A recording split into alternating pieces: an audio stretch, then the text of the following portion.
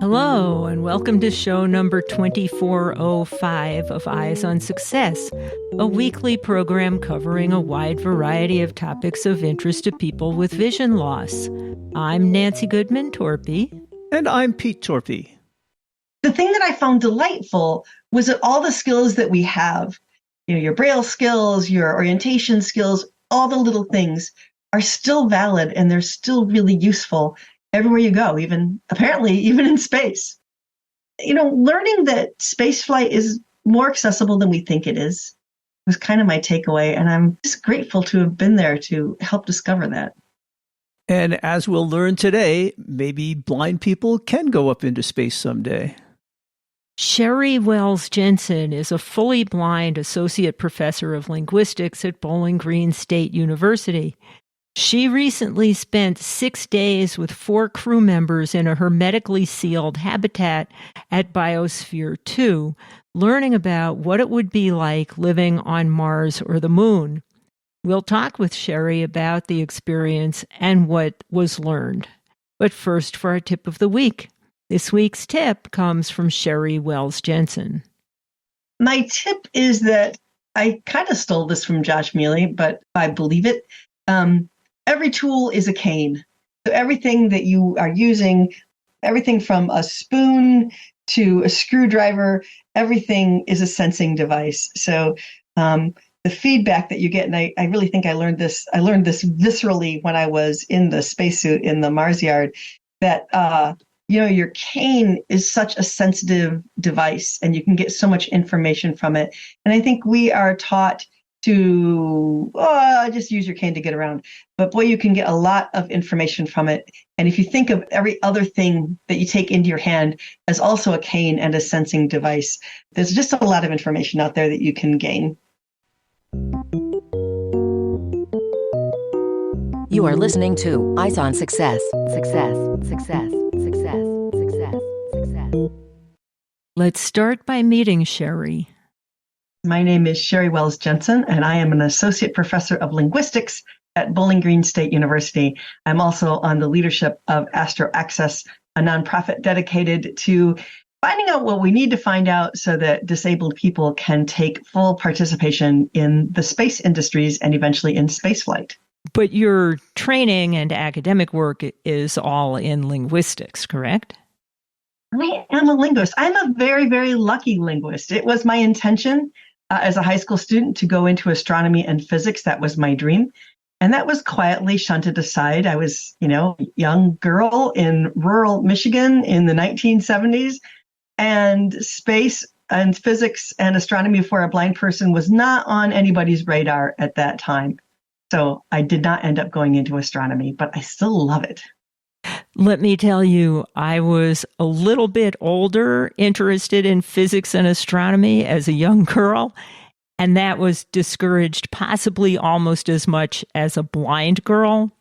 So I feel your pain. Yeah, and it's useful experience because now we can talk to people about what can really happen, how people really can get diverted from their dreams and from places where they could be incredibly useful and contribute a lot. It's really possible to just quietly divert people. And if those people aren't paying attention, and they can stay diverted. And that's too bad.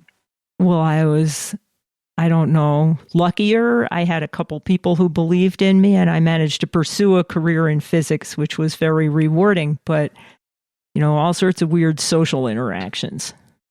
I can only imagine. It's not like my years of education are wasted, or not. It's not like I spend all day eating broken glass and crying. I love linguistics, and I've had an amazing experience there. And now I get to circle back around and do stuff that I've always dreamed of doing. So I'm lucky. And your career happens to be an interesting combination of linguistics and including some of the physics that you enjoyed as a youth. It's true. Linguistics is a really big field. We tend to think of every, discipline in the arts and sciences as basically a subfield of linguistics. It's all got to do with language somehow. So we claim it all. Now, we'll be talking about your experiences combining these fields in just a bit, but what is the state of your vision these days? I am fully blind. And have you been for some time? I've been fully blind since my youth. It's hard to sort. When you have a little bit of vision and it disappears slowly, it's really hard to pinpoint the exact moment. I've been there. Yeah. And so I don't really know. Because you also sometimes, I think we think we see things that we don't see because we're used to seeing them. And so it was not especially dramatic. It sort of eased up on me from behind. Eyes on Success connects corporate sponsors with visually impaired listeners around the world. More information about becoming a sponsor can be found at www.sponsor.eyesonsuccess.net. This week's focus topic is Sheri Wells-Jensen's experiences at Biosphere 2, learning about the issues involved in the accessibility of space travel. Well, anyway, Sheri, today we wanted to talk to you about your experiences in the Biosphere 2 facility and planning on trips to outer space and making sure some of that is accessible. But before we get to the details of that, maybe you can tell people who aren't familiar with Biosphere 2 what that facility is. It's pretty cool. It's incredibly cool. So a little tiny bit of background. In 1990, 8 people went into this incredibly large, complicated structure. And their idea was to seal themselves off for 2 years and create Biosphere 2, with the implication that Biosphere 1 is Earth, right? That's us. We're Biosphere 1. They went in and made Biosphere 2. Their idea was that they were going to create a totally self-sustaining, totally self-sufficient environment, and they were going to stay in there for 2 years. They had all kinds of plants and different biomes represented, and the place is enormous and labyrinthine. And there's living space, and then there's all kinds of space for water and sometimes moving water and trees and plants. And we were on the campus of Biosphere 2, but in a smaller new facility called SAM, the Space Analogs for the Moon and Mars. And we were the first analog mission that went into SAM, and we were there for 6 days. And what was the SAM facility like? It's sort of hard to come up with 1 or 2 sentences about it. So it was a series of sort of associated rooms. There were maybe 4 rooms. There were 4 of us in there. One was a piece of the original Biosphere 2, was their training module where they had plants. And then there was an engineering bay and a crew quarters room, and then down kind of a pool ladder and through a culvert that you had to crawl through, a room they called the lung, which was the way that we managed the air pressure in the unit because the whole thing was sealed. So we were sealed in, we had airlocks, we had 1 airlock, and there we were in that little kind of complicated series of 4 interconnected rooms that one of them you had to go down the ladder to get to, another one you had to go up a ladder over a little bridge and down into the engineering bay. So it was quite intricate. Now, in general, such a facility is set up so people can train for long missions out in space in a contained environment, and how do they interact and how do they work with the facility. But you were there for a special reason, I guess, being blind. Right. Our missions were called Inclusion 1 and Inclusion 2. The mission after me, I was in Inclusion 1, the next one, which contained another blind person, Andy Squires, who was a swell, amazing, awesome human being. There was a blind person in each of these missions. And the point was just to show, in my case, what the accessibility of the facility was like. And then we also had a mix of men and women, a mix of different kinds of professionals. And the point beyond testing the accessibility of the facility was, like all analog missions, to do a little bit of science and to do some sort of social observations about how we got along and how we managed, given that we're all very different people, how we managed to get our work done. And we each had an EVA also. So we each put on a spacesuit and went out to the Mars yard and walked around in the spacesuit for, I think, maybe a half hour each. Seemed like a year, but maybe it was only about a half hour. You mentioned getting your work done. What kind of assignments did you have during this 6-day period? Oh, we had so many things. We were busy all the time. Well, first off, just for the record, there were lots of reports because every science facility has to have lots of writing of reports, right?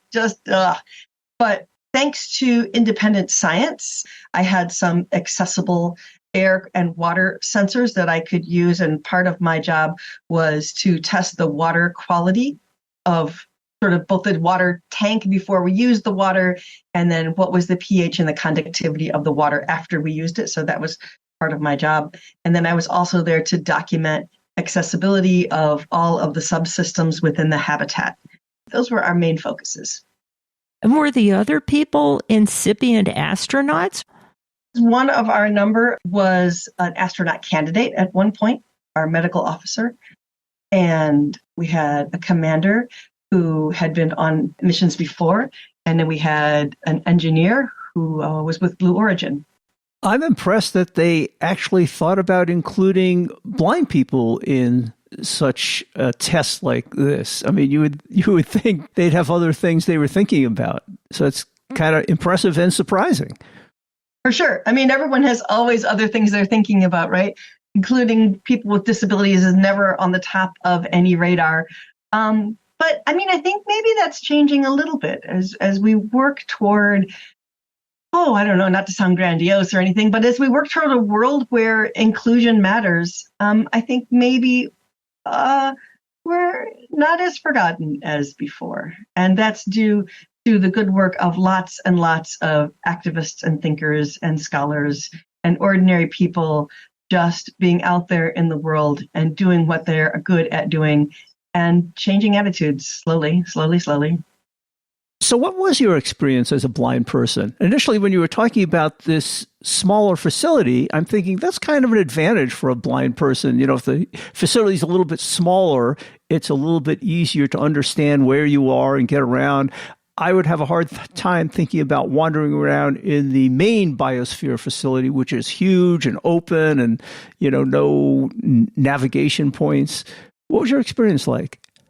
Oh my gosh. So I asked for and was granted an opportunity to go in a day early and just sort of poke around and, label some ideas. I go and label some things and kind of get a map of the facility in my head. And we entered into the oldest room, which is a historical room that was part of the Biosphere 2 original experiment. And I went in there and it had kind of a sheet metal floor. And you know how when you step on sheet metal, it kind of goes bump down sometimes, Oh, yes. That can be disconcerting, right? And it's a very tall, this module is really tall and skinny, and it's all glass and metal. So it was really, really echoey. And there were also a bunch of air conditioning units because we're in the desert in Arizona, right? So it's hot outside. So there's all these air conditioning units. And I walked into this thing and it was all echoey and the metal floor was going bong, bong. And I was walking around there. I think, somebody save me. This is going to be a nightmare.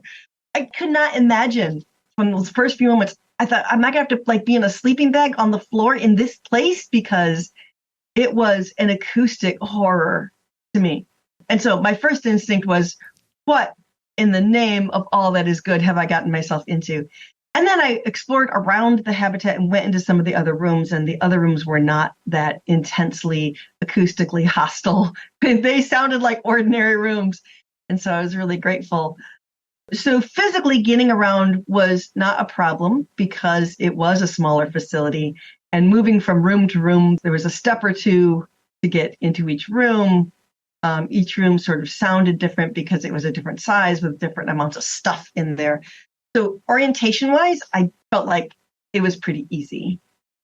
Could you use your cane in the facility? I could, and I did for the first couple days. I wasn't sure what I would need. So like you do, I brought in my straight cane, which is my cane of choice. And then I brought in a folding cane so I could have it in my pocket moving around. And I found that just like you're in a new house, I used my cane for the first maybe 24 hours just to be sure that I knew what I was doing and where everything was. And then it basically ended up just leaning in the kitchen unit, leaning in a corner.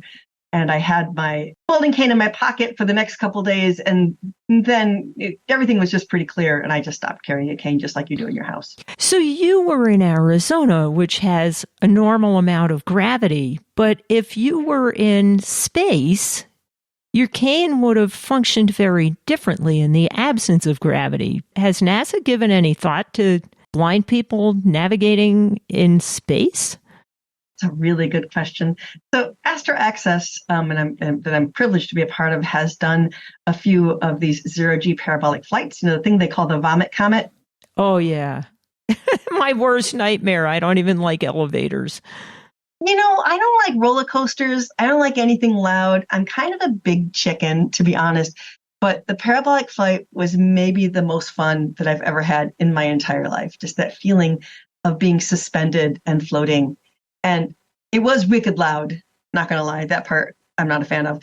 But I found that as a blind person, as long as you have acoustic cues, you can navigate, right? And the cool thing about being in zero gravity is your hands can go everywhere. You're not limited by your reach. If there's a thing that you want to explore tactily, you can just flip yourself upside down and hang in the air over it, and your hands can go anywhere, right? And it's so easy to move your body around. You have access to every part of an object that you want to explore with your hands. And that I still have dreams about how efficient that felt and how much fun it was. Yeah, gravity isn't that much fun. I mean, it's good for sledding, I suppose, but if you can opt out, you might as well. I mean, it was really disorienting, partly because the airplane was really, really loud. But I think that you would really need some good acoustic cues to navigate well. But you can sort yourself out just like you ordinarily do. It's just a little more complicated. You talked about running around outside in a spacesuit, I think, and I was wondering how that worked with a cane and the acoustic cues and things like that. That's a really good question. There are people with really good deafblind skills. I am not that person. I thought that I would be terrified. And there was a moment when I felt a little bit like in the Star Wars movie when they put the helmet down over Darth Vader's head. That's kind of how I felt when the guys were suiting me up and they're like, we're going to put your helmet on now. And part of me was like, no. I don't want to do this. But I was too proud to back out. And again, those folks who are used to navigating this way, I should have talked to some people in advance and they would have calmed me down. But sound is vibration, right? And you can feel vibrations. So with the helmet on, I had no auditory contact with the outside world, but I could still feel vibrations. And I had my cane with me. I had it tethered to my hand in case I dropped it because I didn't want to have to search around for it in the Mars yard with the rocks and dirt. And gloves on your hand from the spacesuit. Yes, gloves on my hands, great big boots. But I could still tell. So I stepped out onto the porch of the facility in the spacesuit, and I could tell that one of the guys who had just suited me up was also on the steps because I could feel the steps vibrating through my feet, right? So you still had that sense of where you are in the world because there's a little bit of gravity. There's still gravity, right? And I could feel people walking up and down the steps, so I knew if someone was on the steps with me. And then I had kind of gotten oriented to the Mars yard before I went, so I knew where things were.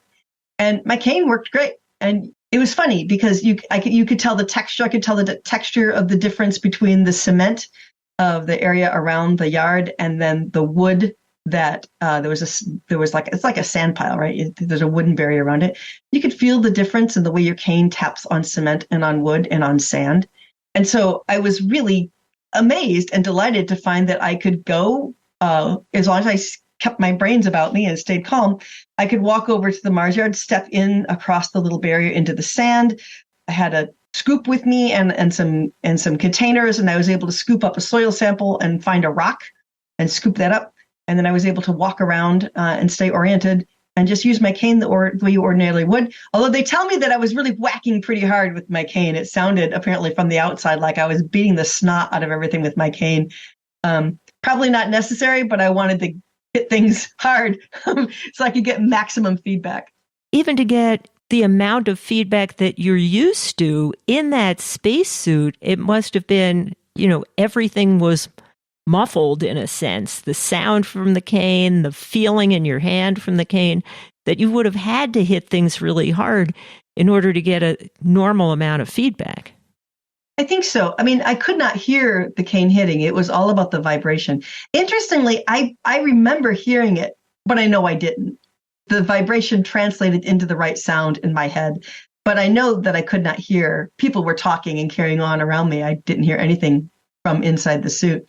But I imagined when my cane hit the thing, I thought, oh, that sounds like wood. I remember thinking that. And then I remember thinking, it doesn't sound like wood, dummy. It feels like wood because you can't hear that. It's interesting how your brain fills in some of those things. And you referred to, filling in even some sight with things you can't see. And I've certainly had that experience lots, that I imagine I see stuff that I know my eyes can't see. We think of senses as isolated sort of channels of information, but they're overlapping, right? We know that. And anyone with a little bit of synesthesia, if you're one of those people that has, if you have colors when you think of letters, which about a third of people have, as I understand it, our sensory inputs do bleed over into one another. Did you have any incidents or accidents or surprises in the facility in this test, being that you were blind? I was being very, very cautious because we're the first people in there, and I didn't want to wreck anything. So when I say cautious, I mean, like, if I were going to do a thing, I would approach it slowly. I would think about it and then figure out what I needed to do before committing. And I think the thing that struck me most was that a space habitat in the end is just a room. I mean, it's a room in space, and it's a really complicated room, and there's lots of equipment in the room, but we already know how to make rooms accessible. That's a thing that we already know. And so we know how to make space habitats accessible. And I used everything from these very high-tech talking sensors that we got from Independent Science to take carbon dioxide readings in the air. That's super high-tech stuff, right? To I had a slate and stylus and some Scotch tape and some paper, and I put labels on things and lots of bump dots. That place is lousy with bump dots right now. It's bump dots everywhere in there. The thing that I found delightful was that all the skills that we have, your Braille skills, your orientation skills, all the little things are still valid, and they're still really useful everywhere you go, even in space. So you mentioned an organization called Astro Access. Can you talk about that and its role in your experiences and involvement in this experiment? Absolutely. So I am on the Flight Operations Committee and on the leadership of Astro Access. And it's a nonprofit founded by Anna Volker and George Whitesides. And the idea of the organization is to initially, let's find out the information that we need to get disabled people into space. We all know that one of the big barriers is people's attitudes, right? So that's a thing that's difficult. We're going to have to keep working on that. We all know about that. But when it comes to outer space, there's just stuff we don't know. For example, we talked about your white cane and zero gravity, and kind of that is a liability, right? If you have a big cane sticking out, other people moving around, it's just not the same kind of useful tool. But we wouldn't know that until we tried it, right? So on the 0G flights, we tried things like that. We have to figure out how a blind person is going to stay oriented. We talked about that before. In zero gravity, what kind of extra signage might be useful? What kind of tactile indicators? Like, for example, where's the exit? Where's the oxygen? All that kind of stuff. And so Astro Access is dedicated to doing that kind of research and doing that kind of design and development work. If you're a wheelchair user and you have lower limb paralysis, what do you do with your lower limbs in zero gravity? Should you rope them, sort of tether them together so they become one unit? Do you want to wear some kind of brace so they don't spin on you, so you don't set up, an unintentional spin? So what are the best ways of doing things? We don't know yet. And so that's the other barrier that we face if we're going to go to space. We have an attitude barrier and we have a knowledge lack. And so we're working on all that stuff at the same time. And I'm wondering what the result was of your participation in this study. Did you give them specific feedback on how to make things more accessible or the environment more pleasant for a person like yourself? Or were they just observing and taking notes? Oh, yes. There was a mighty, mighty, mighty list. Everything from this bread maker. We made bread every day. We loved our bread maker. We put all kinds of random stuff in the bread so it was more fun. We made chocolate bread. We made lemon bread. We made every kind of bread using everything we could imagine. It was great. But the bread maker was not accessible, so I could load it up, but then I had to call one of my buddies over to make sure it was starting properly. So things like those appliances aren't a good idea. For example, we need a different bread maker. We need a different microwave. And then there were some training things, right? Can we please have, for example, a tactile map of the facility for people? There was social stuff. So we could shout from one end of the habitat to another. And sometimes my crewmates would call somebody else to go get something when I was sitting right next to it. And so we had to talk about those kinds of interactions. Like, yes, you can trust me. Yes, you have to trust me. I'm part of the crew. Really smart, open-minded, good people who become some of my dearest friends. And they still had kind of the cultural idea about disabled people and blind people. Like, who are you going to call when you need help? Well, you should call the nearest person, not the nearest non-blind person, not the nearest sighted person.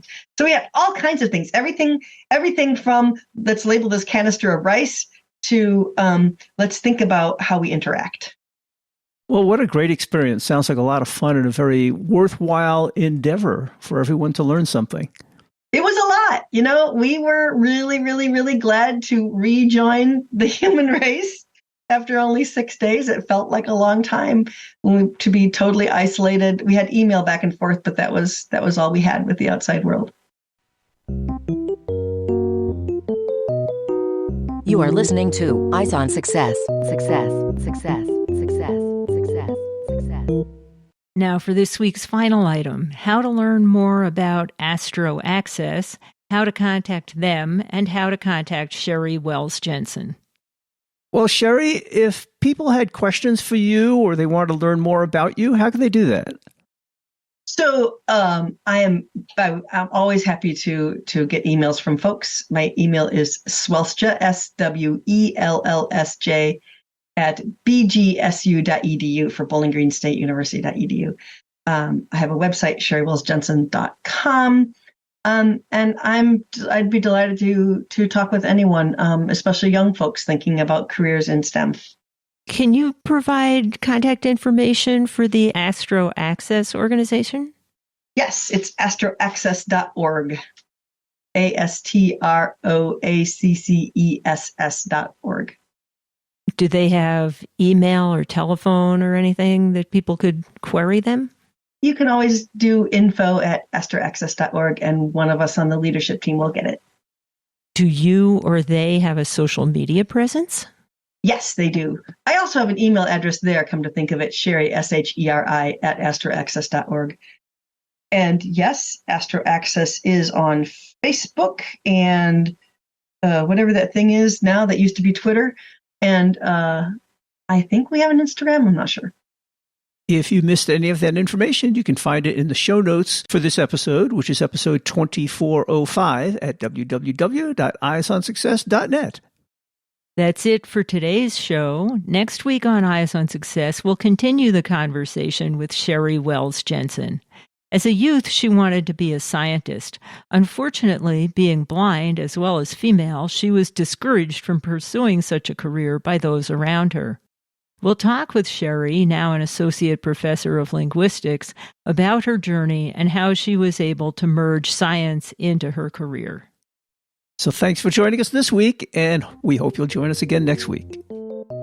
You've been listening to Eyes on Success, hosted and produced by Nancy Torpey and Peter Torpey. You can access the full archive of previous shows, subscribe to the podcast, and much more by going to our website, www.eyesonsuccess.net.